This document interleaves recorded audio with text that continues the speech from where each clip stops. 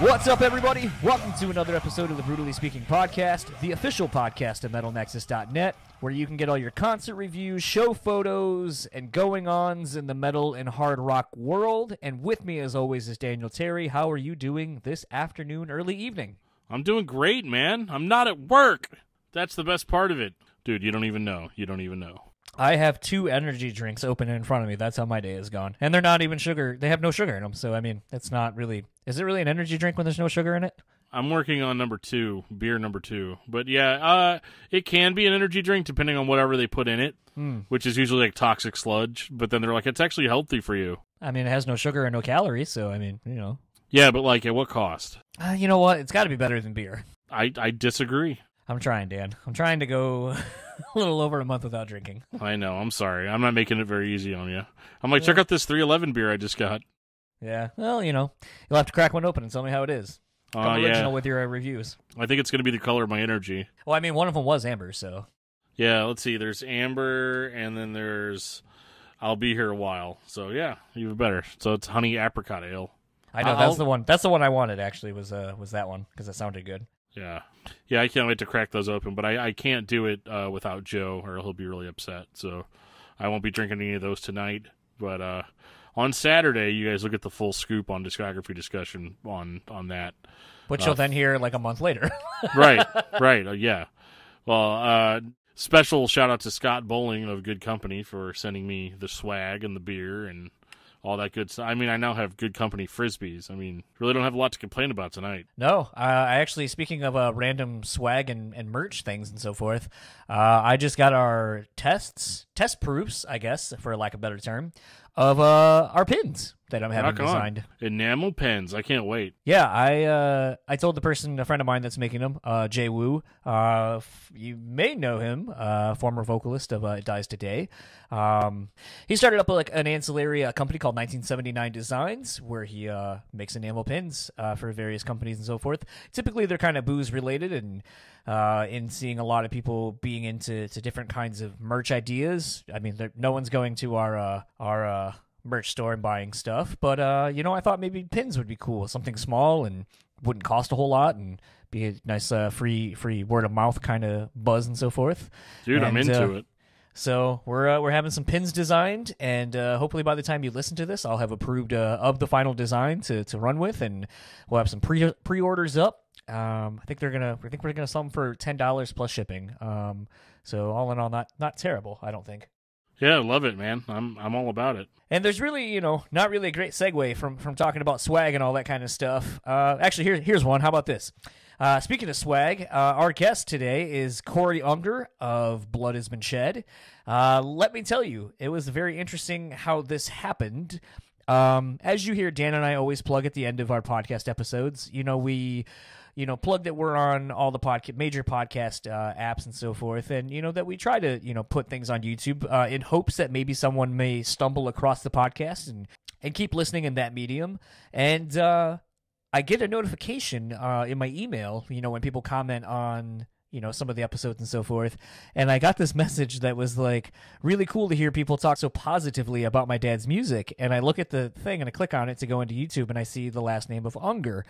And I was like, get the fuck out of here. Corey's kid found this? Like, holy shit. And so I tell Corey's kid, like, yo, thanks for checking this out. Let your dad know that I sent him a Facebook message like a year ago to come on the podcast. Right. And then I think about 35 minutes after I sent that message on YouTube, I get a message from Corey on Facebook like, hey, thanks for, all the nice things you said about me on the podcast and so on and so forth. And, I was like, open invite to come on the show yourself. And he was like, all right, let's love to. Let's figure out a time. And we did. And I gotta say, considering I haven't heard anything from Corey in about 12 years, my mind was pretty blown with how open he was about a lot of the questions that I had about Blood Has Been Shed and what happened to the band and what is happening with the music that we talked about in the newsmaking episode with Howard Jones. And I hope any Blood Has Been Shed fan that's coming and hearing this, I hope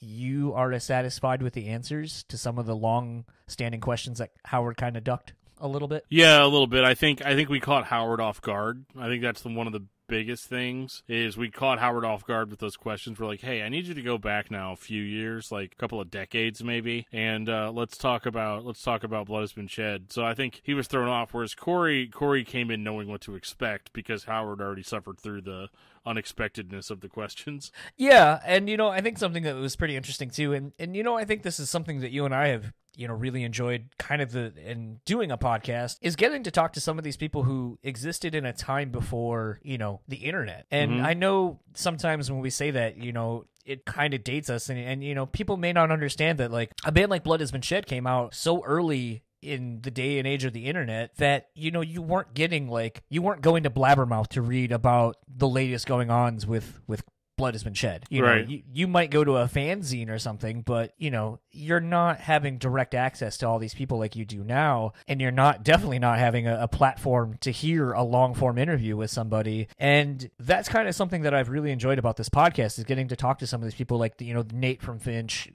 Justin from Revis, and so forth. And they may not be people that you would expect to just blow up the internet, but I can tell you that we get so many messages in regards to those two specific episodes of just like, man, thank you so much for this. Like, I've always wondered what happened with Finch and Say Hello to Sunshine, and now I got answers. And it was really cool to kind of remember that something that was just like man, I love this record, or I love this band, or I loved something about it that seems like, no one really gives it its just due, to then hear people go like, this record kind of sucked and I hated it when it came out, or these things, or I don't have information about this record, but hey, guess what? I actually found on the internet this interview with so-and-so and this other guy, and they talked about this record at length. And it's kind of weird that some of these interviews, whether they be ours or any podcast really, these are kind of becoming like the new source material for, actually, like, you have Wikipedia, but like anyone can go on Wikipedia and make some shit up. Like, this is kind of the way to set shit straight and kind of get stories that haven't been told yet and kind of really get that out there. And I think that's what's really been cool about this. And Corey was super gracious and gave us like an hour of his time to not only talk about the Blood Has Been Shed. Something that I was kind of trepidatious in asking him was, so when Howard joined Killswitch, how did you feel about that? Yeah, and he gave the answer that I kind of expected, because like, if I had a buddy that, like, hey, you're in my band, but this bigger band just came calling, I'd be like, yeah, dude, you got to do that. You'll regret it for the rest of your life if you don't. It is kind of interesting wondering, it was kind of cool to hear Corey talk so explicitly about this music, because something we had said in that Howard episode was, what do you think the new Blood Has Been Shed would have sounded like? Because where Spirals ended up leaving off, there was a lot of interesting sonic textures on that record, and knowing that no two records of theirs ever really sounded the same, it really made me wonder where it was going. And for Corey to say, when we were writing it back then, we were like, oh, this is probably going to be a record that's going to be appreciated 10 years after it came out. And here we are over a decade later. And now, it makes me wonder, like, yo, are you about ready to drop like a record that people are going to be like, man, this is like the coolest shit I've ever fucking heard? And you're like, yeah, I've been sitting on it for like 12 years on my hard drive. No big deal. Yeah, don't worry about it. I've got this great thing that you all want, and only I know about it. Apparently he has a secret to the brown note. That'd be interesting. I mean, I've always wanted to just drop a shit right in the middle of a record, so there we go. I thought that was kind of cool. Like, I know we don't really get into too much of the production technicality aspects of those things, but, sometimes Corey, anyone who I've ever heard talk about Corey is just like, he's such an abstract mind and is so articulate, and everything has its place and so forth. So the fact that, talking to him about his tunings and stuff like that, and just being like, did you realize like how crazy that was back then, that you had gear that really couldn't even handle it? Yeah, but I like what he said too. He's like, yeah, but even if I had the modern gear, I'd find some way to try to be ahead of that too. And the fact that he's been struck by lightning twice, too. I forgot about that. Yeah, so I mean, it's kind of a dick thing to say, but I get it. Well, speaking of a dick thing to say, I'm going to go ahead and cut this rambling short, because this is a longer interview. So let's get into my conversation with Corey Unger, and we'll talk to you all afterwards.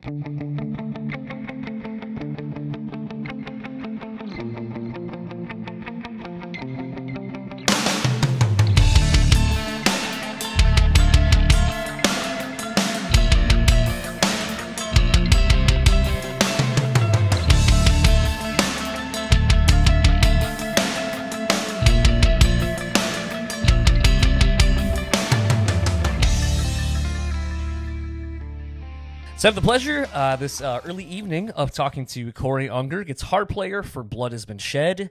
I don't think you have done anything else that I would know of at this point. We'll get to that eventually, but how are you doing? I'm doing great, yeah. I gotta say, the way that this happened is very interesting. A lot of times when we post episodes and so forth, we put them as many places as people can find them, in the hopes that people will find them, maybe on YouTube, maybe on whatever podcatcher that, is preferred by that person. And to get a message on YouTube by somebody that's like, oh, it's really cool to see my dad's music be appreciated.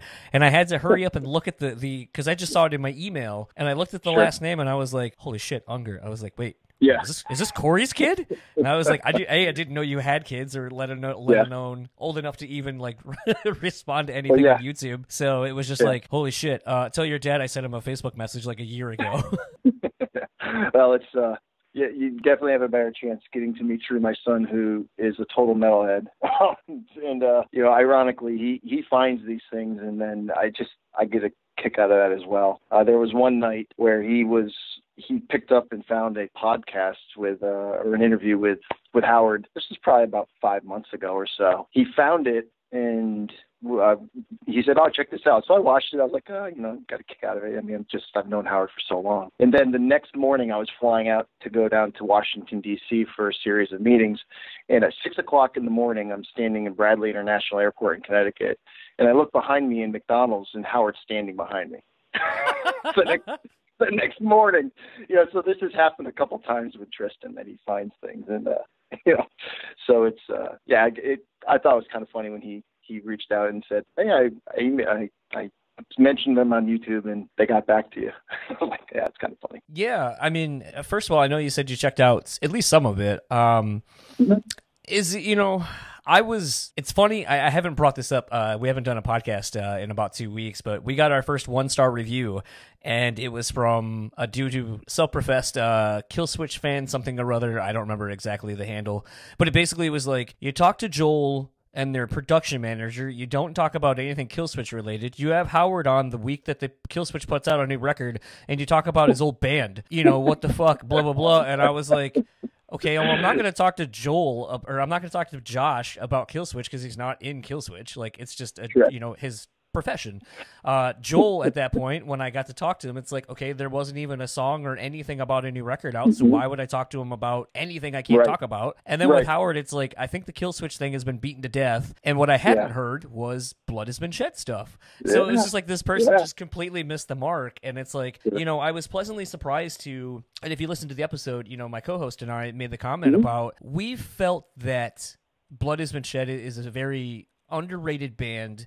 And we were both pleasantly surprised to see how many people across all the music sites that picked up on that interview were still, champing at the bit for any Blood Has Been Shed news. And so I guess, we'll just kind of pick right off of where, something I've kind of wondered, and I think it kind of speaks more to you, and something I can really only ask you, is obviously with Howard leaving initially and then Justin, that kind of put a damper on when, you're a 4-piece and half your band goes.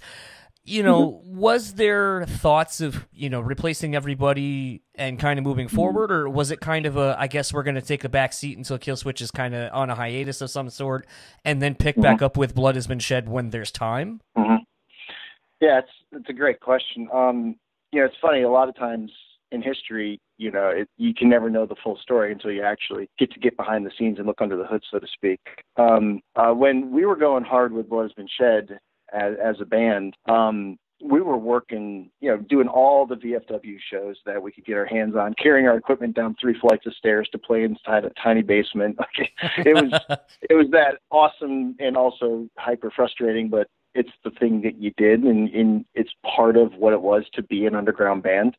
We did that, and we really had a heart to see that music get out there. What really happened was that when my first son, Logan, when we found out he was on his way, that was just a big turn for me personally. But I also, I mean, that was a crazy turn for my family, but it also had a big shift on the band because we had geared up to kind of really get out there, and Ferret was getting behind us at that point in a way that was getting doors opened. So when we found out Logan was coming, I told the guys, like, hey, I'm going to have to readjust my priorities here. But I still believe in this. And around that time is when Howard kind of got the offer from Killswitch. And it was just, I remember one day he called me and he's like, hey, I got this thing. And I just told him, like, man, go for it, man. That's what, yes, it just felt right. Yeah. I said, we can keep doing Blood Has Been Shed as we're doing it. And we wrote a chunk of Spirals while that was happening. So what's kind of cool about it is there was always this positive atmosphere. I was always excited for Howard, and I felt just something, because, you know, Logan coming, that wasn't in the agenda, so to speak. And so it keyed up for Killswitch and Blood Has Been Shed had a very, at least in my experience of it, I mean, everyone's going to have a different opinion, but they felt very cohesive and simultaneous to Killswitch kind of exploding, and then Justin, you know, doing Killswitch, because we recorded Spirals and Justin wasn't in Killswitch at that point. And so just Howard was touring. He came back from, like, I think it was a Japanese tour, and did the vocals for Spirals. And so it was kind of neat because the pathway of it was Blood Has Been Shed was just going to keep going as whatever form, call it a studio band. We never really thought of it as shutting down, so to speak. We just said, oh, it's taking a new form, you know, and we moved more albums on the Spirals album, and we only toured on it for like 4 weeks, you know, and, but part of that was on the interesting symbiotic relationship between Killswitch and Blood Has Been Shed, you know. So that's a little bit of the backstory, is it all just kind of seemed to align, you know. And I was super proud of what was happening with Killswitch and never saw it as a diminishment of Blood Has Been Shed. You know, the interesting thing to think about back then, I mean, I would say really, and I think I said this in the outro of that Howard episode, but I mean, it's like you look at, I think, Aftershock, Blood Has Been Shed, and Overcast, and I think those were kind of the pillars of what would become other bands, especially obviously in Killswitch. But I mean, I think, and I mean, I didn't live really in that area at the time anymore, but did it feel like you guys were on the cusp of something completely different outside of the realm of what heavy music was at the time? Sure. That's a good question. Yeah, I'll just take a stab at this. It's kind of like when you go to CBGB's and you go downstairs and you see that nasty bathroom where they have the toilet in there. Yeah. Sometimes the legend is more sexy than the reality, but the sense that we experienced, at least when it came to music, we were writing music to the best of our ability, as best we could, a pure form of what we were getting in our hearts. And with that, if you're true to an original, you know, art craft or whatever you're doing, sometimes you're going to be pushing boundaries. It's exciting when you're pushing boundaries, when you get some sense of like, oh, it seems like it's going somewhere. I'd say that for every one step you take, it feels like you're making 10 steps back. I think pioneering music was like that. And in our region, there was Overcast and there was, you know, Hatebreed. I mean, like there was a lot of times where we were going to some pretty small shows together, but you kept pushing. But every time there'd be momentum, you'd see there was that sense of, man, there's something going on here, you know. And I just remember, you know, you just go into the shows, and when you're just getting going with it, they're always exciting. But there was a sense of there's some new things coming out of here in this area. Like I said, sometimes they're more glorious looking backwards than they were at the time. So I definitely think it's funny, you know, a site on Instagram like Return to the Pit, where they're posting, you know, old shows and the lineups that used to be on them. And, you know, a lot of bands, like I know Jamie Jost is big on posting, you know, old flyers, and so is Brian from Shadows Fall. And you look at some of those, you know, bills where it's like 18 Visions and, you know, Blood Has Been Shed and Overcast, and you're like, for $5, and you're like, holy shit, if put that together now, and like, it would be insane. And it's like, the reality is, it's like, there was like 15 people at that show, and anyone who, you know, disagrees or says it was filled with like hundreds of people is a liar. Yep. Yeah. That's absolutely true. We did Howard might have mentioned this, but we did one of the early tours with, we ended up on a section of a tour with Jamie. And I mean, they were like touring in like a hatchback, you know, like, but Jamie's one of those people that he just stayed with it. he stayed with it. I mean, he lived what he said he was going to do. I mean, the discipline was there, and so, but, yeah, certainly not as glorious as it is, I'm sure. And when I say glorious, that's obviously kind of ironic and not necessarily glorious now either. So. Right. Kind of shifting gears a little bit, in the thing that, with Howard, I had mentioned, I had remembered seeing an interview with him and Mike D of Killswitch on some tour press that they were doing, or album press. And basically someone had asked, what's going on with Blood Has Been Shed? It's been, X amount of years at that point since anything had happened. And I think, when I was trying to find the interview just to post it, but I think I remember Mike D going like, well, I've heard the music and it is insane, even by Blood Has Been Shed standards. And Howard's like, yeah, it's real crazy. I just got to basically find time to do vocals and so forth. And I had asked Howard point blank, what happened to that music? Does it exist? Basically, was there really, how close were we to getting a follow-up to Spirals? And he just kind of made the comment like, there is music. I don't know if it'll ever see the light of day. So since it was kind of you really working on it while Howard was busy with other stuff, how much of the next record is done or was done? How close were we to getting the follow-up to Spirals? Well, it does exist. That was a while ago. It does exist. How it came to existence, I'm sure we'll probably in some form or fashion dive into that a little more depth than this, because it is a little interesting how it came about. It does exist. Just kind of get to the point of what you asked. So, currently, there's around 10 tracks on it. It's been tracked drum-wise in the studio on 7 of those tracks. Roughed out, demoed out guitars, and other instruments beyond guitars, just to kind of throw a little piece in there. There's multiple instrumentation on it beyond guitar work. And some vocals sketched out on a handful of tunes, but and those things took multiple iterations.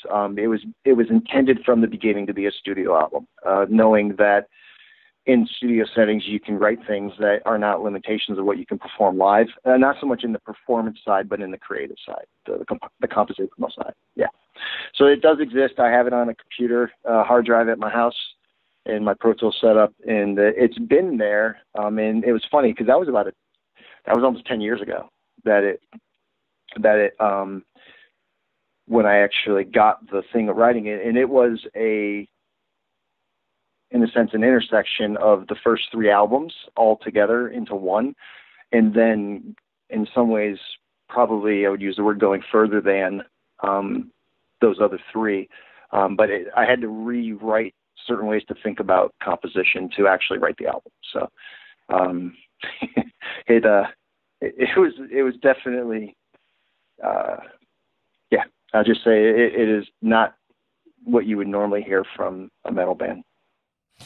Well, I think that was kind of the thing, and, listening to Spirals as much as I have, and a lot of the back catalog as a whole, I think the thing that was interesting about Spirals is a lot of the textures you started playing around with instrumentation kind of leading into another song. I mean, I'm kind of thinking of like those like weird wind chimey things that you were using that would kind of go into, I think it's Call Waiting, John Doe Has the Upper Hand and stuff like that. And it almost kind of, and I've made this analogy to a few other bands, and I think people might think I'm lessening of the significance of what I say in this, but I still believe in it, is I think I almost feel like where you potentially were going would almost kind of be something akin to Refuse from Fan the Flames of Discontent into Shape of Punk to Come, where there was what you were kind of known for, but it was constantly evolving, and by the time you got to Shape of Punk to Come, it really is a band self-actualized and hitting on all cylinders. And I've always wondered what the next record was going to sound like, because all the records kind of sounded similar, but they went in different directions. And it really made me, in light of how adventurous you got on Spirals, was wondering what this next record was going to sound like. Sure. Well, that's cool. That's a good... the fourth iteration of things really was another change. Every album was meant to have its own theming and its own, even the way we recorded them, and even sonically. The sonics, some of the sonics changed because we went from spending $1,300 and doing an entire album in a weekend, to then recording Novella. And Novella was done in a 2-inch reel-to-reel studio, but then the mastering really kind of had a hard time with the actual sonic low end that we created in it. And so if you actually hear the pre-mastered versions, they actually sound vastly different on Novella, but it was meant to have a sonic tapestry as far as using analog in that sense. Spirals was digital, but even the guitar tones, we were very specific to create something that actually made you feel uncomfortable in listening to it. It was intended to feel grating, and even in the artwork, it was all, in a sense, tied together. The fourth album would be it would be the bringing together of those, but actually going what would be after that. And so it would be as different as those were from one another, still consistent to Buzz Shed, but truly as best we could, a whole different approach. And there was hints of where the writing went in Spirals, but it's actually quite different, to be honest. Still heavy, but it's not going to go into like a pop setting. But that being said, it's probably more discordant with more layering on top of it that's non-discordant. So it's almost like pulling on those two tensions. Something, and correct me if I'm wrong, I know it seemed like the band was kind of moving on in how long Howard was kind of absent from being able to partake in a lot of these things. And again, correct me if I'm wrong, but I think, I had heard Mike from Burnt by the Sun was doing vocals on this record. Mm-hmm. You kind of said that there's different iterations of like scratch demo vocals. There's vocal ideas, at least, I guess. Was the concept going to be that Mike would do some of this, or at least be in a live setting maybe, and Howard was just going to be a studio only, or how was that going to pan out if that was the case where there are two vocalists? Sure. We actually had a number of vocalists that we were that there was already kind of like a pipeline to talking to people.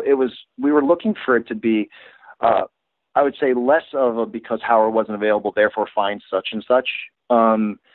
We were already working in a hyper studio setting, and one thing we thought about the idea of doing was bringing in multiple people and multiple artists to really have a community feeling to this. Like, what is it like when you bring the voice of a group of people together, still having Howard be a major central theme in it, but I mean lots of other singers. We had 3 drummers working on it. And so some of that was because, Killswitch was super busy, and but also it was kind of like people came in the mix, and we were coming with a very, I'll call it an open, collaborative feeling of creativity. And so it was exploring what could happen if you bring these other musical ideas into the mix. And so we were friends with, Burnt by the Sun and as well as some other bands, and it's one of those like, oh, what would happen if we tried that? Let's have like 4 or 5 other vocalists on, and what would they do if they did this part? And then they did this part, kind of like the new Killswitch album. They got, Howard and what was the guy from Billy, right? Yep, Billy from Testament. Yeah. So it was the same kind of idea, just at a little bit more of a heightened level. Like, it was about exploring alternate forms of creativity with a collaborative setting. That was the original. Now. It's funny because I don't, whether it sees the light of day, I had this, I don't know if this was a self-fulfilling prophecy, but when I really started writing again, and I started working on the music, I said to somebody, I'm like, I wouldn't be surprised if it takes a decade for this album to come out, because what we were writing it just didn't fit where music was. And there's one thing being ahead of the curve, not ahead of the curve, but you know what I mean? Like, pioneering something, and then there's the point where it's like, dude, no one's going to even understand. Like, this is just so far from what anyone's listening to right now. And in a strange way, 10 years later, from actually writing the core beginnings of it, I could see where it would have more resonance today than it would have 10 years ago. But that's just dumb luck, I guess. So it's Well, I guess that's actually, there's 2 things to that, actually. I was kind of wondering. I know as a guitar player myself, admittedly not that great, but, in listening to what you were playing and realizing, and again, correct me if I'm wrong, I think you were playing on 6 strings, just down tuned to like fucking, I don't know, G or something lower than that.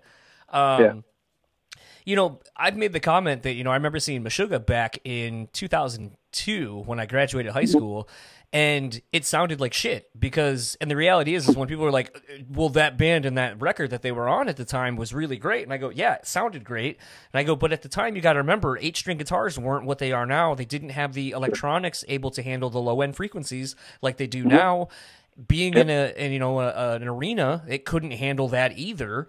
And so now you're in an environment where the technology for not only recording, but for playing these things live and having instruments that are exponentially better than what you would potentially be able to use back then. Yeah. So it kind of makes me wonder, I'm trying to think of the time frame, but would you have been experimenting more with 7 and 8-string guitars potentially to make things a little bit easier as far as like intonation and all that kind of stuff? Or were you still sticking to 6-string guitars?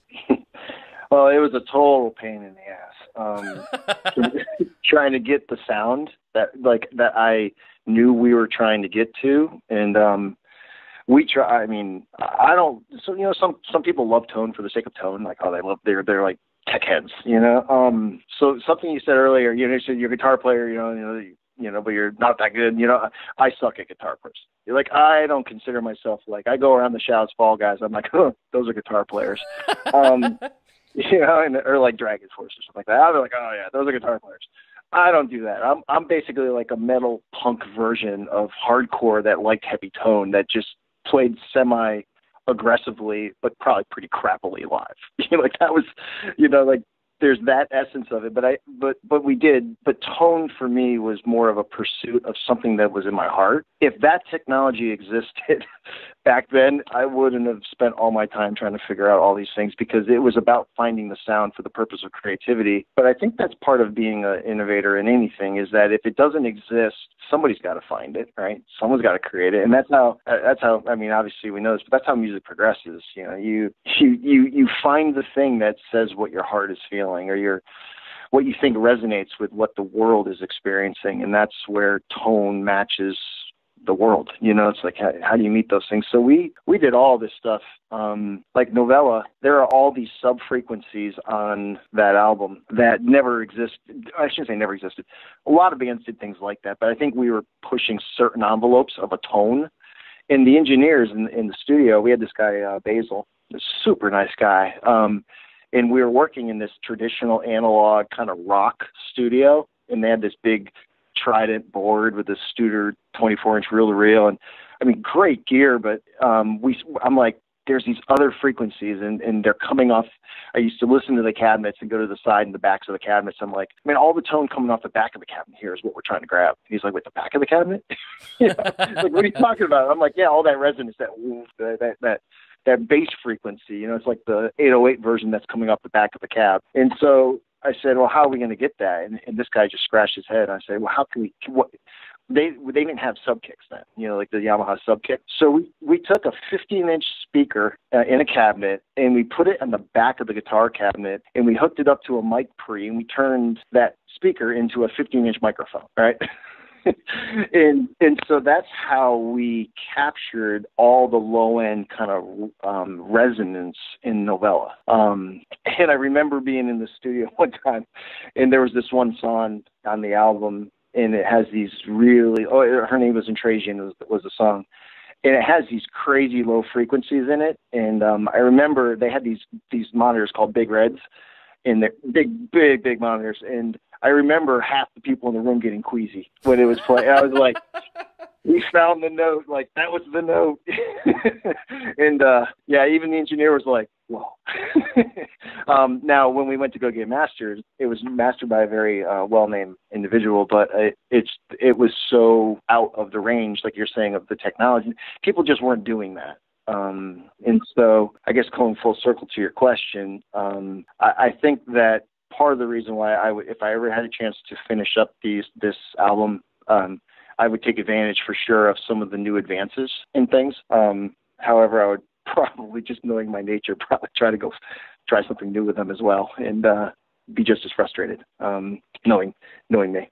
So yeah, I think tone has really grown, and I do think that new versions of where things are going recording wise, as far as being able to record direct in certain ways, and even some of the plugins for guitar, and then even some of the cab emulation could really make recording a lot easier. So. No, absolutely. It was just kind of something, I've talked to John from Pitch Shifter a while back, and, they were gearing up for 20 years of pitchshifter.com. And, I was like, well, thinking about the gear that you would have been using back then, a lot of that, if you're trying to convert it or use it with stuff that exists now, it's not compatible. So like, how are you, using your samples? How are you doing all this stuff? And he was like, I've had to use just a lot of it naturally, like, and hope that it still works and, get it cleaned up and so forth. So it's just kind of been funny, as I'm, 20 years removed from a lot of these records and thinking about the advances in technology from analog to digital to, all these other things, that it's like, how does that affect a band like yourself, who I felt like were doing something that wasn't the norm then, and probably was a lot harder in a recording studio to get dialed in the way you needed it to? Yeah. No, you're dead on. Yeah, and actually, when we started writing this new material, part of that 10-year statement was, it would have been very hard to record this album 10 years ago that we started working on. Things have come a long way since then in what's involved in the album. Today's recording environment actually is far more conducive for doing a fourth album than when I first got going with it. I remember looking at the material and scratching my head saying, how in the world are you going to record this? And we already had to come up with we were already 10 years ago trying to come up with some pretty unusual ways to try to record it. And so it's, well, maybe it's serendipitous that, we're having this conversation. Who knows? Maybe something will come out, but that might be because it's a lot easier to record. Something I had asked out Howard, and, I'm going to pose the same question to you.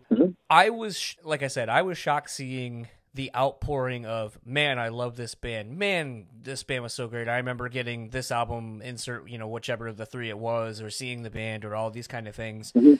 And, one of the sites that picked up on it, had over 7,000 views, had like hundreds and hundreds of comments and so forth. And it just, kind of made me realize, because I had asked Howard, does it surprise you that the band still carries a legacy that they do, that there are still people who love the band, that it means so much to, that they want to see come back and all this kind of stuff?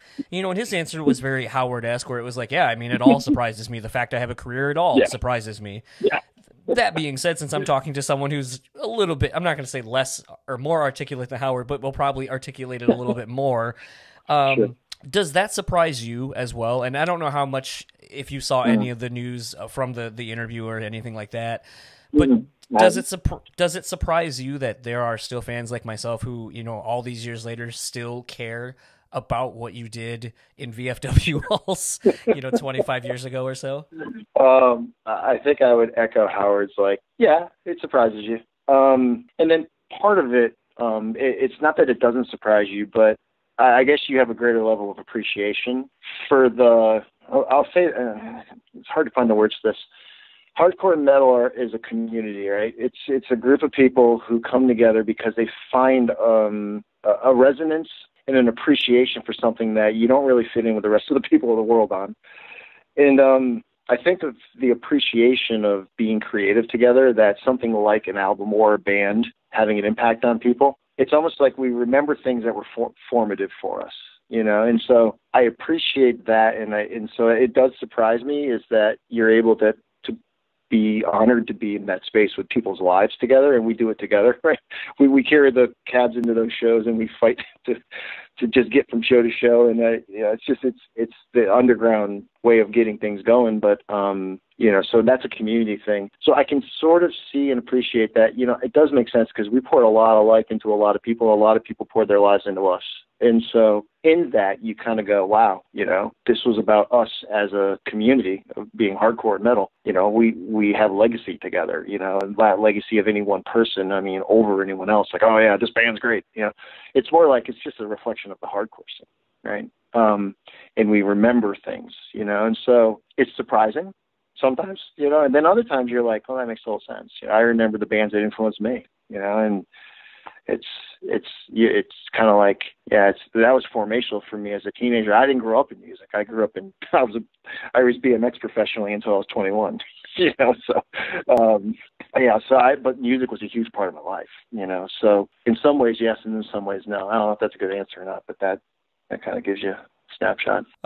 Something in all of this that happened with Howard, with the news kind of going viral, at least in the metal hardcore community, the Lamb Goes, the PRPs and so forth. I had read in the comments section someone making the comment that there was a tour that was supposed to happen, and then it got canceled. And then someone commented on that, and they go, I remember that. I was working for... And the label didn't make sense, but maybe I just misread it or the timing was off or whatever. I'm not entirely sure. But they said something like, oh, we worked at Roadrunner or whatever at the time, and we were very surprised at this too, because we were getting requests for offers after some of these dates had already been announced by other promoters and so forth. And then the tour went away like a week after a handful of dates had leaked out. Or however that was back then. I don't know if leaking existed back in 2007. Sure. But, and I think that was the time frame, was 07, 08, somewhere around there. But the thing that was kind of interesting was seeing, a smattering of people kind of piecing together this tour that apparently was scheduled to happen. Like one person chimed in and they were like, oh, well, my band was actually tapped to play it in our town. And then it went away just as quickly as we were, offered it. And so it was kind of interesting to see this cooperation between 3 or 4 different people talking about a tour that up until that point, I had no idea even was a thing, if it ever was or whatever. So was there a tour that was planned and somehow got scrapped, or was there any validity to that? Blood Has Been Shed tour? Yeah. There's been a handful of times where you make a phone call and you go, hey, what do you think about doing that? I don't even think we took it that seriously. Like, there was one of those moments where you kind of go, oh, well, what if what if we, or we would get a request to do a festival thing, and it was like, well, maybe we should just, if we're going to do a festival thing, I'm not going to try to figure out how to play those songs again after not touching it for, X amount of years, to just go do one show, right? I can't speak with clarity as to, I'm not enough in the loop because my life is so different than that at this moment. I'm not in the loop enough to know what's happening behind the scenes of people having conversations at that space. But there have been times where we've talked about doing festivals, or, oh, what if we did X, and so there was conversation surrounding that. But when we say conversation, it's about, have a quick check-in on the phone. How you doing? I talk to Justin, not regularly, but fairly regularly, and sometimes you joke about like, oh, maybe we should do this, so there probably is that portion of reality, but then also abstracted from reality, if that makes sense. No, absolutely. In the day and age, like where I know I used to put on shows, and sometimes I'll get offered something, or I'll have an idea for a show. I'll hit up a couple of people. Hey, if I could pull this off, would you be interested? I hit up a venue, they put a hold, maybe they talk to somebody as well. So I totally understand that there are instances like that. Like, if the amount of shows that never happened that I have done, but I've made a lot of contact with people, like, I think I might be able to get this to happen, and then it goes nowhere. And I was thinking more, I was like, I bet that's more the case. Like, oh, this person lived here. Someone was like, hey, we might get this show. If we do, would you be interested in getting on it? So on and so forth. Yeah. And that's how the story and the legend grew to, there was a whole tour booked and then it got scrapped. And it's like, no, it wasn't a whole tour. It was like a couple of dates, maybe. Yeah, that's probably what it was, and we have this kind of historic legacy with Blood Has Been Shed, booking things and then entire clubs shutting down, festivals blowing out, losing power. Like we're like, do you ever, what was that movie, Magnolia or something like that, with Tom Cruise or something like that? And like in the opening scene, there's the guy who tries to commit suicide and his parents are arguing in the floor below, and they shoot at each other and they end up killing their son as he falls by the window, like as he's trying to kill himself. That was kind of like Blood Has Been Shed. Like we went to go play Health Fest in Syracuse once, and we played like the first note of the first song, and all the power went out and the whole show shut down. And I was like, yeah. And then they got it going at the end of our set. I think we played a half a song. We went to CBGB's for one of the last shows at CBGB's, and it got shut down because somebody got stabbed. We went to play Metal Fest in Worcester, and all the power shut down right before our set.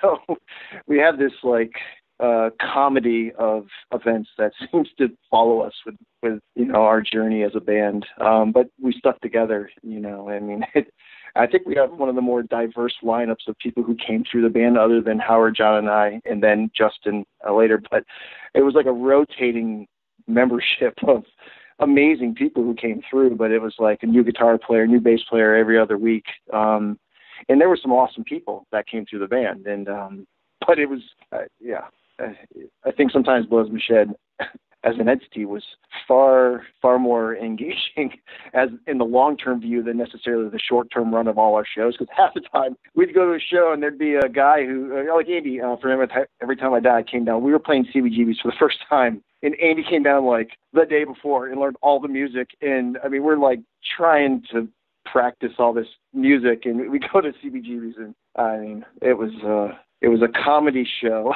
of us trying to play our own music as this band. And we're like half of it, two of the members are just coming in like 12 hours earlier, and it's just, it's funny how that becomes like, you just got to push through it. Right.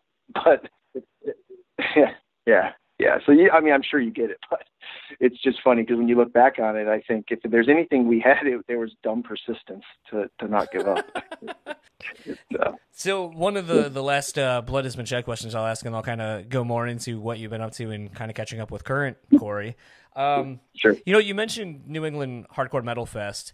That is one festival that, I mean, with Hellfest no longer existing, that is one where I am shocked that we haven't seen you guys come back to play that in recent years. I know some of it was, obviously Howard was busy with Killswitch, then he kind of, had to deal with some personal stuff, and, nowadays back. But it seems like one of those that in the ever-present, and I'm not going to call it a cash grab because I mean, no slight against you guys, but I don't think Blood Has Been Shed was ever at the level to do anything that would be considered a cash grab. I think if it were to ever happen, it would be solely because you all want to do it, and it would be for the longtime fans that have been waiting. But I do think I'm surprised that, all these years later, that there hasn't been at least a reunion show at a New England Hardcore Metal Fest. Have they approached you to do such? It's been a couple conversations where somebody said, "Hey, you wanna?" Scott Lee or somebody like that. I don't know if he's still doing it, but there's been a handful of times where people said, but whether it's the combination of Killswitch, my personal schedule, I also think too, I guess I don't know that there's a good answer to that one as far as any real thought behind it, except for the idea that knowing what it would take to try to get the energy back into the setting. I'm not a fan of doing things and not doing them well, and also too, I mean, now this is just my response, not anyone else in the band's. I think that I still feel a little bit of a sense in my heart of, if I was to do anything for Blood Has Been Shed, the time and energy would be put into creating what I feel like was never finished. And so I hadn't really thought about doing shows, and I think that with the margin that I have in life, which everyone's got thin margin in life, but with the margin that I have in life, I think that the time it would take to do that, I would have to then do that and take away from my family, in certain ways. And if I had to do anything, I think I would be working on the album, And so I think probably when people have made little offers like, I'll see about that. So, but I probably haven't thought about it that much that it probably would be a good idea because there's a lot of people that have supported us, So maybe you're planting an idea in my head. I mean, the point of this, like very much like Josh says on his podcast, where he's always like, "Oh, I like to try to make a pitch or two." I mean, at this point, if the record's as far along as it is, why not revisit it? Why not at least try to finish whatever is able to be finished and put out? Maybe over the course of, you put out a song or two every couple of years or so, and just kind of get it out and at least get everything at a good final resting point. I don't think Blood Has Been Shed ever really had that luxury of officially being able to say, this is it, this is our farewell. It just kind of went away. Yeah. You're right. And some of that too was, it happened so naturally. Like as we mentioned earlier in the podcast here, it happened so naturally. my life got very, very full in the way that, is awesome. And I saw Howard expanding with Killswitch. I saw Killswitch's success. It all just worked. I was like, this is great. And when we finished Spirals, once again, our circumstances for the way we had to finish things were traditional Blood Has Been Shed. So in other words, what that means is on Spirals, I don't know that anyone knows it. We lost our practice place. And so this is actually a credit to Justin. I mean, everybody in the band is awesome, but Justin, I would say that people probably don't have an acknowledgement, or I would say a full recognition of sides of that guy's drumming and just his mind. So we lost our spot, so we had nowhere to play, and we're writing all this new music, and we had no money. I mean, we were broke as anything, and no one was giving us any money. So it was kind of like, if you want to write an album, you're going to go figure it out. And so I started writing, since we didn't have a practice place, and I was hearing all this music for Spirals that was just non-traditional, I guess, even within the hardcore setting. It was just different. I started writing stuff on a computer. And so I started writing these crazy drum things, and then I would bring them to Justin. And we didn't have a practice place, so we were practicing this music, and he was using a goat rattle on his foot in the living room with a djembe drum, a goat rattle, and I forget what he did with his other foot as a snare drum. And I was playing through a Crate 112 cabinet. And so we wrote like a significant portion of the album with a goat rattle, a djembe, in a 112 amp. And so we're writing Rain Man and all these other complex tunes, which had, I think Rain Man had 27 time signature changes on the kick drum patterns. And so Justin learned those things. I would bring them on computer, and he would listen to them. And the dude's a freak of nature, because these are fairly complex things. And he'd listen to them, and he'd go, and I'm thinking he's got to practice it and everything like that. And he's like, all right, I think I got it. And then he would write it, and he would transpose it. So the goat rattle would be, instead of his hand, it was his foot, which would be the hi-hat, And then he would be hitting the djembe, which would be the snare, but it was the opposite hand, or that was the kick drum. That's what it was. The djembe was the kick drum, and then the other foot was the snare. So he actually switched up all his, hands and feet to being the opposite, so that we could actually get the songs worked out. And we had to find a place, and then we wrote a couple months of this, writing Spirals. And so Justin actually wrote a portion of the album with a goat rattle, a djembe, and I forget what the other thing was, but and then he had to relearn all the songs on a traditional kit. Here's something, speaking to, actually, this will be my last Blood Has Been Shed question, because the abstractedness, I know it's not a word, of the way that you were writing all of that. Something that has always intrigued me, and one of my friends and I, who's kind of like a big production gear nerd kind of person and a guitar player too, listening to Call Waiting John Doe, especially through headphones, we have the theory that you actually had to the pan part, so where it's that weird kind of stutter riff, that when you're hearing it on the right or the left ear or whatever, the left side, that you're literally playing that part. You're not playing the other parts, or are you literally playing everything all the way through, but you're just panning the one and then the other one's panned to the other side? Solve this for us, or at least answer this for us, because we think that you guys are so insanely good that you literally would, just because you're that good at odd time signature stuff, would actually play those parts exactly as you hear them through a good pair of headphones or a good speaker setup. Yeah.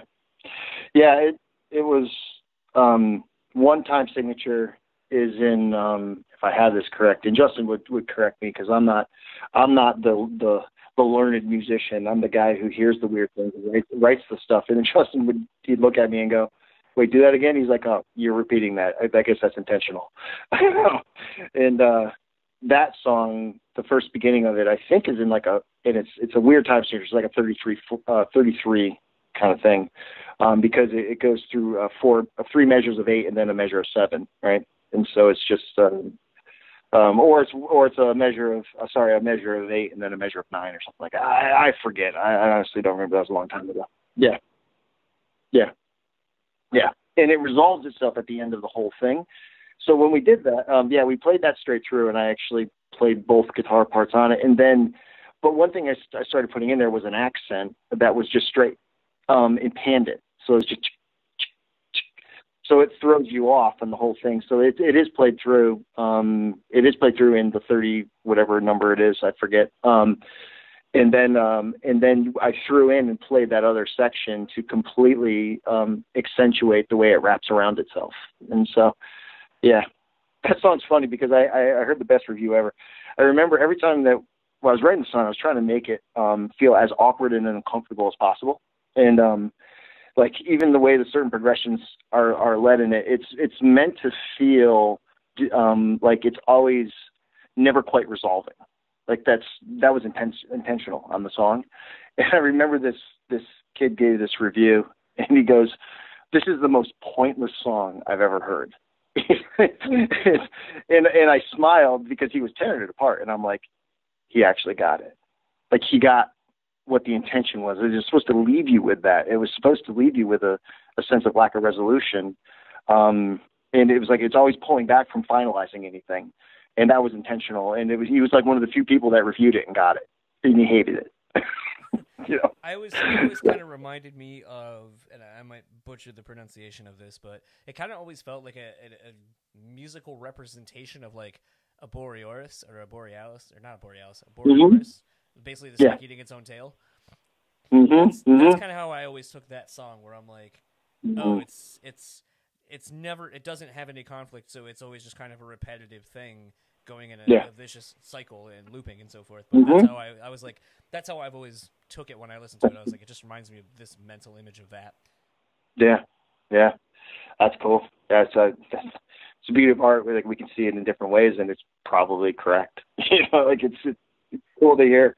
You know, I mean, we can, you or I can intend something, but half of the experience is the interpretation, and sometimes people see things that you never anticipated. And I think that's actually what changed in the last Spirals. The change between Spirals and the newer album is that Spirals was written very streamlined.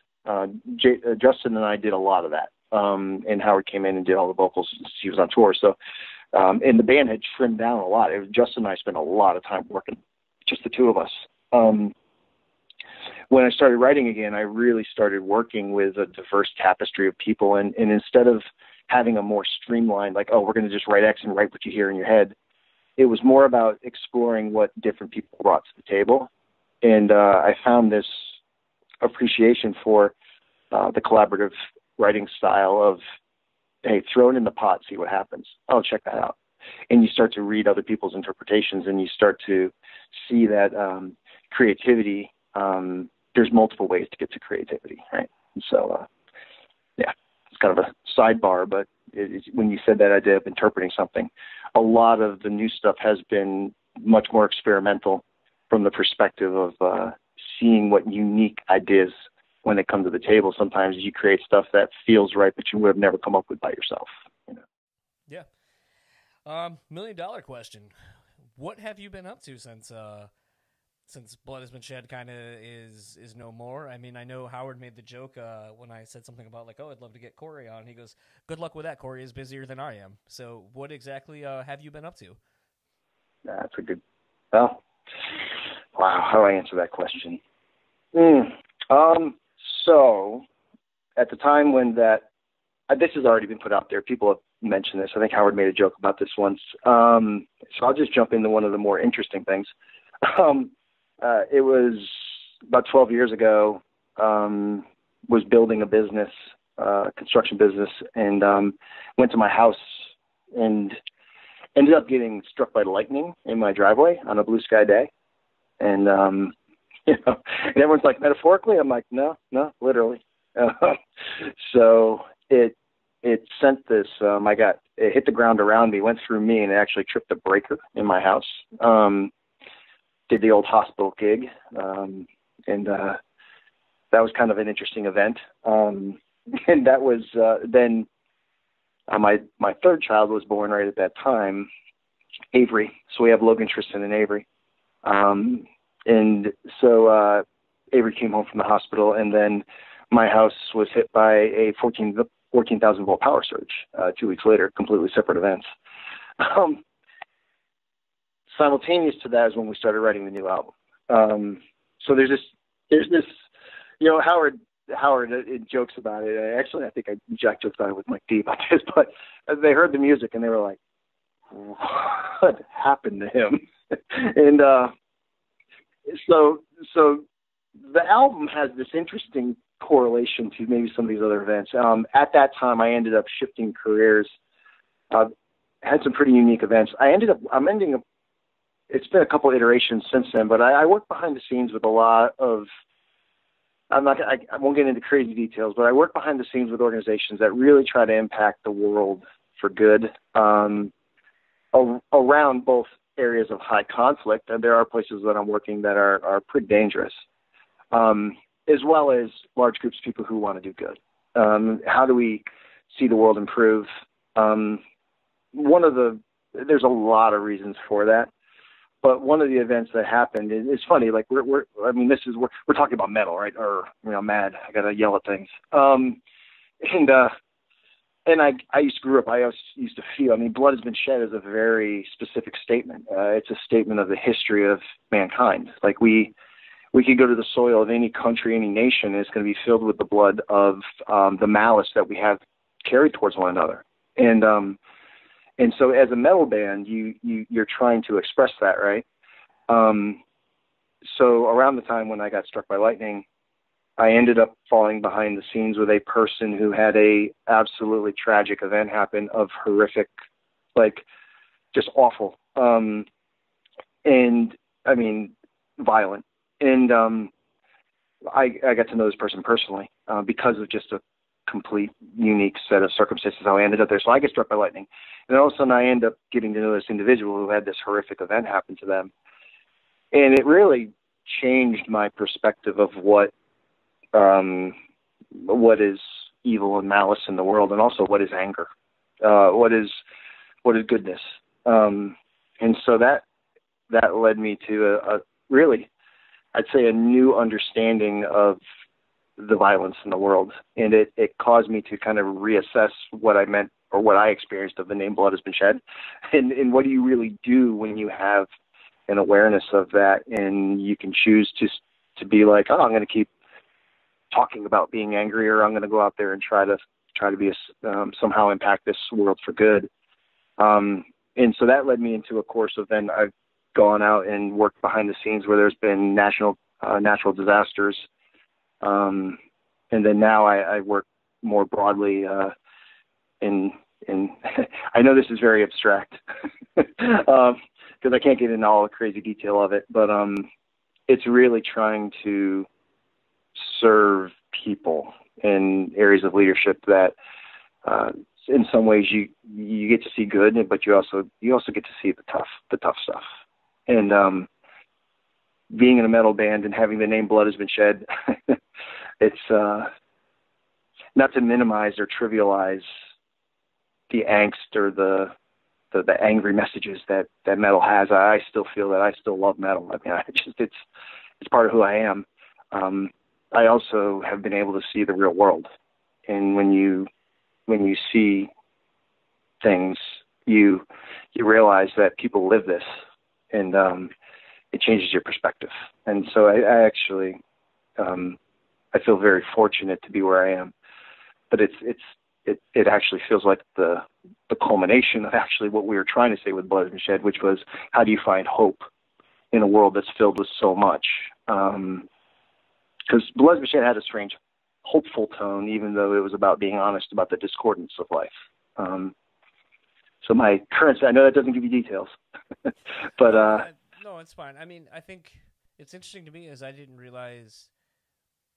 I guess I never took Blood Has Been Shed for a name as deep as that, but it's funny because when you started going into explaining, your job and what you've been doing in your career field, I immediately started thinking of Gojira.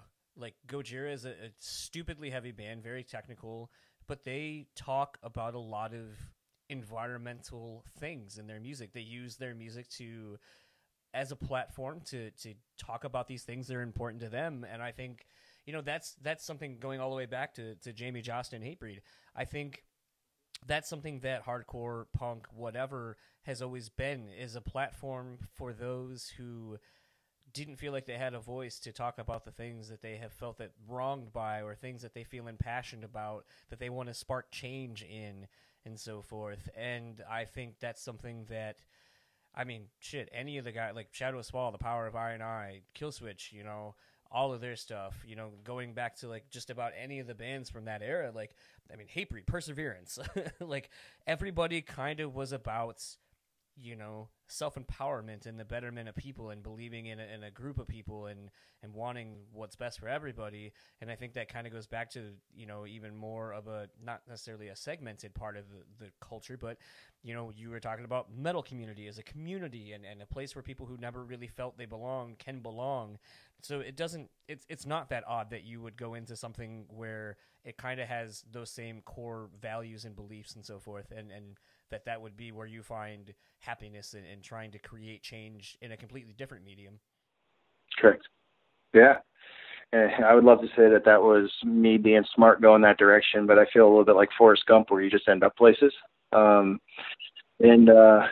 many ways, it's kind of like, how'd you get there? I'm like, oh, gracious. If I try to explain that, it wasn't by my doing. I didn't necessarily, like getting struck by lightning in your driveway. You don't say, hey, I think I'll get struck by lightning. It just happens, right? But it is interesting, yeah, as you mentioned that. You can talk about evil in the world and whatever evil is, but when you start to see what people do when they have power, and what can you do to affect that? I don't know. It's interesting that I think that hardcore and metal have always been speaking to power structures, right? You're challenging, or punk, you're challenging the power structure, right? You're challenging the societal norms, which I think is beneficial. I didn't have the smarts to end up where I am now. But I can, as you mentioned, I can see the connection behind it. And I think that it gives you a new perspective when I'm trying to find the words for this, but I think it gives you a new perspective when you create something artistically that you're making a statement. Blood has been shed. And all of us in the band had different interpretations of what that meant, as far as like, oh, here's the meaning of it. I think it was a group of people who came together and had a common direction. But I think we were even finding it then. Like, I don't think we've ever really found what it was supposed to be. I think it was us trying to find ourselves in it, and maybe this is a bit of a, just a fulfillment of things, but where I see myself now is if I had to actually articulate what did I see back then and why did the name Blood Has Been Shed even come about, I recognize that the world, there's a lot of people in the world who take things from one another because of either desire for power. And those of us who have led very privileged lives, we don't even know what we have. And when you start meeting these people who have had things taken from them in the ways that they've been taken, I think I have a new appreciation for something. I had this epiphany probably in the last 6 months to a year, where I said, oh my goodness, I had no idea. I'm talking about all this stuff and blood has been shed, and I'm like, and here's the reality of it, and which, whether that's culminating in some way that helps, I think that, yeah, if there was ever to be an album in the fullest form, I think it would probably be appropriate that I wouldn't ever be able to create something until I really understood it. And so I'm not going to say that that's fortuitous, but maybe in some ways, I think I might have grown into appreciating the name a little more, but it does tie into some of the work and that's more not so much what I do, but what I've seen, in the world. Well, that's all I had for you this evening. Thank you so much for the time. I was only planning on taking about 25, 30 minutes of your time, but definitely appreciate the full hour. Seems like you're a rather to yourself person. I don't think you really exist on much social media that I've been able to find other than Facebook, but I guess, is there anything that you would like to say in closing to any of the fans, longtime fans that are potentially going to see this or hear this or anything? Well, certainly nothing scripted. So I feel kind of put on the spot here. Honestly, appreciation. I mean, and that's not just cliche. I always experience music as a relationship with people. And so we were nothing without the people who contributed to us, the fans. I didn't see them as fans. They were people that you built relationship with. I remember going to New Hampshire, and there was this kid there named Doug. We played a show with one kid. One kid showed up, and I remember Doug came. And then the next time we went to the show, there was like 30 of Doug's friends there. And then the next show was with One King Down, and like there was like 200 kids there. But Doug was the kid, you know what I mean? So I guess maybe a huge thank you that people have been supportive, and I think that we've been shaped by that support. And if something comes out, I hope they don't think it sucks, but also they might think it sucks. So I guess I have to be okay with that. So. Actually, that's a good question. I mean, in the day and age now of like sunset clauses and all that kind of stuff, and Ferret getting bought out initially by Sony, I think. Mm-hmm. And then I heard one of the co-owners of Ferret was on Doc Coyle's podcast, and he basically was saying, like, I guess the go figure, Ferret didn't do as well as they thought it was going to do when, like, the whole, you know, illegal downloading and all that kind of stuff really became rampant. And that I think they got bought back out, but I think they said that they gave Carl and this other dude, I can't remember his name, the like masters or whatever back to the catalog. But do you know do you guys technically own your masters and all that stuff now? Yeah, we have so I have all the 2-inch and half-inch reels in my basement. Oh, wow. So fair enough. Yeah. That was just such a weird inside baseball question. I was like, I wonder if they own their masters or who owns, like, you know, like the sunset clause up on that. Because I know, you know, having friends that were on Ferret was actually one of the very few labels that was pretty fair back in the day and would do a lot of like 1 album or 2 album deals and didn't really hold anyone to, you know, like those old Roadrunner records of like 9 records. Yeah.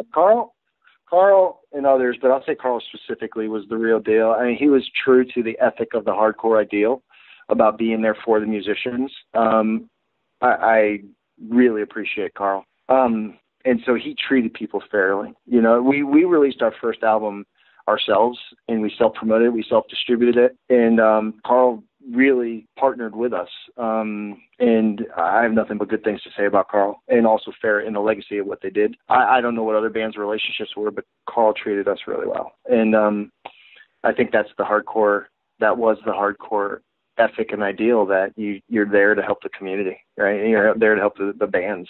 Carl lived that out. Absolutely. Well, Corey, thank you so much for taking the time tonight. As someone who has been have a lot of questions for over a decade, it was really nice to be able to get to talk to you and get a lot of these answered for myself and for anyone who may stumble upon this. Yeah, we'll see if a couple people listen to it, but it's been fun to chat. So that was my chat with Corey Unger of Blood Has Been Shed. Gotta say, I'm really hopeful that between, you know, all the news and all the fans pouring their love and support of Blood Has Been Shed and hoping for some new music and Corey going into detail about, I got the record, it's on my hard drive. But, you know, maybe him and Howard and whomever else can find some time and maybe at the very least just release the demo forms of these songs, and, you know, we can kind of get an idea of what was next for the band. I do find it interesting that New England Metal Fest and some of these other fests, you know, in the East Coast area haven't hit them up to be like, we'll pay you like $6,000 to come and reunite for a one show. Right, yeah. Yeah, I mean, that's the kind of thing that I feel like is the only thing that's going to propel them to really work on it, because, like, for me, if I had a project that I've been sitting on for that long, like, it's not that I've forgotten about it, but it is kind of it's kind of one of those things that until, you know, like what we did, I feel like we kind of lit the fire at least a little bit, being like, hey, there actually are people out there that would like to hear this. Absolutely. I mean, Josta may, you know, always likes pitching shit on his show of like, oh, what if we did this as a shirt, or what if you did this as a whatever the fuck. My thing is always just like, I just want people to like put out cool shit and keep doing cool things that I enjoy. And if two podcasts are able to allow me to hear new music that I've been waiting for half my life, well, it was totally worth doing all of this. Totally. Yeah, I agree 100%. What do you think it sounds like? I mean, like he explained it, but like where do you envision, based on what he said, how do you think it sounds? Oh my goodness. That's hard. That's really hard, John, because I mean there's what I want it to sound like. Which is what? What do you know? Because I mean, novella. I was to say, for those that may not know, Dan did Blood Has Been Shed on discography discussion a little while ago, and I mean they only have 3 records, so it's a quick episode. But we didn't do the whole band. We didn't do the whole discography. It was a Patreon where we just talked about novella. But well, I mean technically they released the album as Spirals and novella, so you could have done 2/3 of it in one shot. That's true. Yeah, I just I don't know, man. I like novella because of how insanely brutal it is for the time, and just how visceral it sounds. And I know that this new album, whether it exists or it doesn't exist, I mean I know it exists, but I'm thinking it's going to be really mathy, but I think there's going to be a lot more like atmospheric shit, like kind of like what the Contortionist does, but keeping the brutal edge on it. Whereas Contortionist just kind of dropped the brutal edge after a while. I think Blood Has Been Shed is the band that could step up and really do it. It's kind of funny because I feel like at the time, and I kind of made point at this initially with just how far ahead of the sound that those guys were. And I mean, you had bands like Aftershock, you had Blood Has Been Shed, you had, Overkill, you had Overcast and so forth, and everyone kind of, was doing their thing with it, but I think Blood Has Been Shed was kind of the one that I think if they could have kept going, I think really would have been the one that pushed the genre further than most in that scene, because of the technicality they were bringing, the atmospherics they were starting to incorporate. For as much as I say, and I hope people who are maybe not as big of Blood Has Been Shed fans as you and I are, I can't stress it enough how important I think this band was and how overlooked I feel like they are for a lot of the quote-unquote genty stuff that we're seeing now with, I mean, they may not be as flashy as an Animals as Leaders or a Periphery with the melodic leads and so forth, but I think as far as the off-time signature shit and the way that they approached the songwriting, I think you can't help but see that. And if some of the bands that we're mentioning now are as big as they are, there's no way I don't feel like that Blood Has Been Shed wouldn't be equally as big if they could have continued on. Agreed. I mean, and I know you say that, like, yeah, it's not as crazy or boisterous as, like, modern bands in the same style, but that's just because they didn't continue. I think we would have seen a lot of that innovation happen had the band stayed on track, which is not a slight to the band or anything. I totally understand why. And if you don't understand why, then go back and listen to that interview, because it pretty much explains it word for word, step by step, how they ended up where they were. And I understand that. And it's funny, Corey actually sent me an email too at my Discuss Metal Dan, and I never responded to it. I feel like a dick, so sorry Corey. I'll send you something here soon. If you want to talk about some noodly band on my other podcast, we could do that.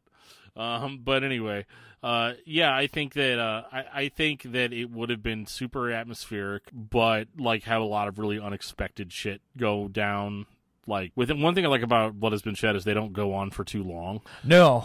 Like a lot of the proggy more proggy bands that I listen to, they're not like self-indulgent. No, I think that's kind of, I haven't figured out how much of that is due to the fact that Howard is not a musician, because I feel like a lot of the bands where you see that, the vocalist is an instrumentalist in some capacity, whether he's a guitar player, a bassist, a keyboardist, or whatever. So he at some point also gets to indulge in that side of the music instrumental part of things, whereas I feel like having strictly a vocalist who that's all he does, I feel like maybe grounds some of that from just becoming, a fucking masturbatory, self-indulgent festa, for lack of a better word. Sure. No, I get it. And I think that they kind of set an example for, like, this is how far you can go without completely alienating your fan base and going into, like, straight prog metal or Dream Theater type territory. Yeah. I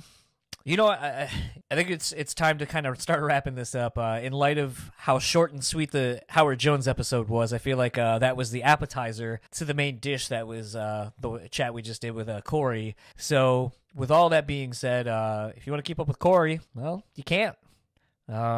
He doesn't really have socials, so sorry. And if you would like to keep up with Blood Has Been Shed, they also don't really exist on any socials, so sorry. But if you would like to keep up with Metal Nexus, you can find them at metalnexus.net, Facebook at Metal Nexus, Instagram at metal.nexus, Twitter at metal_nexus.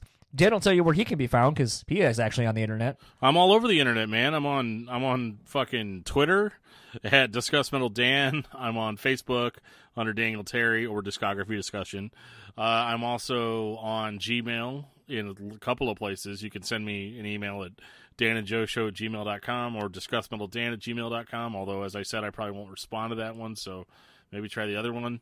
But I'll respond to one of them. And, Unless your name's Corey Unger. I can be found on Discord. I can be found everywhere. So, if you just... if you look for me, I'm there, baby. And if you would like to keep up with all things this podcast, you can find us simply enough at BrewSpeakPod on Facebook, Instagram, and Twitter. Check out our YouTube. As you heard here, you never know who will be commenting in the comment section or what you'll see. We have some videos of the interviews we've done. Otherwise, they're just kind of, there's a picture of the podcast logo and you get to hear our beautiful voices talk for longer than maybe you want to. Speaking of all that, though, wherever you listen to the podcast, please do us a favor, rate, review, subscribe, share the episode. If you see it on Facebook, Twitter, whatever, goes a long way. And if you would like to support us monetarily, if you are so giving, then head on over to our Patreon, patreon.com/BrewSpeakPod. We got some cool stuff over there. Check it out. And as I said in the intro, we have some enamel pins that are being worked on. So hopefully by the time this comes out, those will be up. Head on over to our Facebook page or whatever. And there should be a link probably to purchase one of those. And for the Brewtally Speaking podcast, I am John. And I am Dan. And we will talk to you all next time.